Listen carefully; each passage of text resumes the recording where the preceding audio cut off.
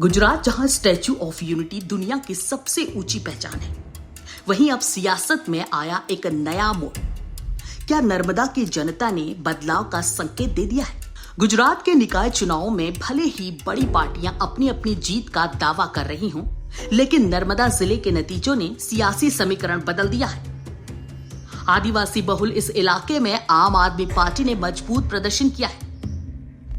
जिला पंचायत की 22 में से 15 सीटों पर जीत और कई तालुका पंचायतों में बढ़त एक बड़े बदलाव का संकेत मानी जा रही है। दिलचस्प बात तो यह है कि यही नर्मदा जिला स्टैच्यू ऑफ यूनिटी के लिए जाना जाता है, जहां विकास के बड़े प्रतीक मौजूद हैं।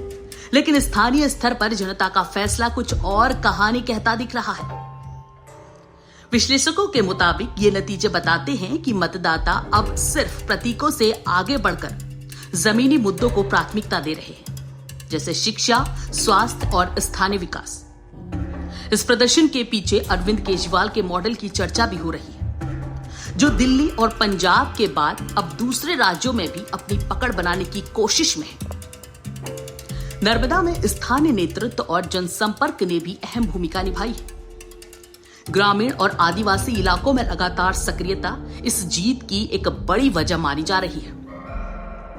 इस बीच भारतीय जनता पार्टी अब भी राज्य की प्रमुख ताकत बनी हुई है, जबकि इंडियन नेशनल कांग्रेस कई इलाकों में कमजोर होती नजर आ रही है। ऐसे में एक तीसरे विकल्प के तौर पर नई राजनीतिक ताकत उभरती नजर आ रही है। सबसे बड़ा सवाल अब यही है, क्या ये नतीजे आने वाले विधानसभा चुनाव की दिशा तय करेंगे या फिर ये सिर्फ स्थानीय स्तर तक सीमित बदलाव है? नर्मदा के नतीजों ने गुजरात की राजनीति में एक नई बहस छेड़ दी। क्या राज्य में तीसरी ताकत मजबूत होगी या पारंपरिक सियासी समीकरण फिर कायम रहेंगे? फिलहाल नजरें आने वाले चुनाव पर है।